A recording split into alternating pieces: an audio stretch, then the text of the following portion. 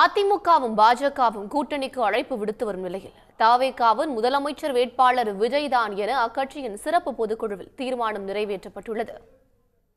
தமிழக வெற்றிக் கழகத்தின் சிறப்பு பொதுக்குழு கூட்டம் மாமல்லபுரத்தில் உள்ள தனியார் நட்சத்திர விடுதியில் நடைபெற்றது. விஜய் தலைமையில் நடைபெற்ற பொதுக்குழு கூட்டத்தில் கரூர் நெரிசலில் உயிரிழந்த 41 பேருக்கு மௌன அஞ்சலி செலுத்தப்பட்டது. இதையடுத்து கரூர் கூட்ட நெரிசலில் உயிரிழந்தோருக்கான இரங்கல் தெரிவித்தும், தமிழக மீனவர்கள் மீது தாக்குதல் நடத்தும் இலங்கை கடற்படைக்கு கண்டனம் தெரிவித்தும், தேர்தல் ஆணையத்தின் SIR நடவடிக்கையை நிறுத்தக் கோரியும் தீர்மானங்கள் நிறைவேற்றப்பட்டன.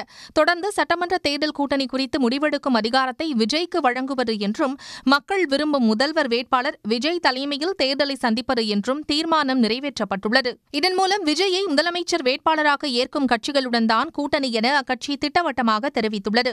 அதிமுக மற்றும் பாஜக ஆகிய கட்சிகள் தாவேகாவுக்கு தொடர்ந்து கூட்டணி அழைப்பு விடுத்து வந்த நிலையில் தாவேகா தலைமையில்தான் கூட்டணி என்று அக்கட்சியின் பொதுக்குழு உறுதிபட தெரிவித்துள்ளது. உடனுக்குடன் செய்திகளை தெரிந்து கொள்ள சன் நியூஸ் பெல் ஐகானை கிளிக் பண்ணுங்க.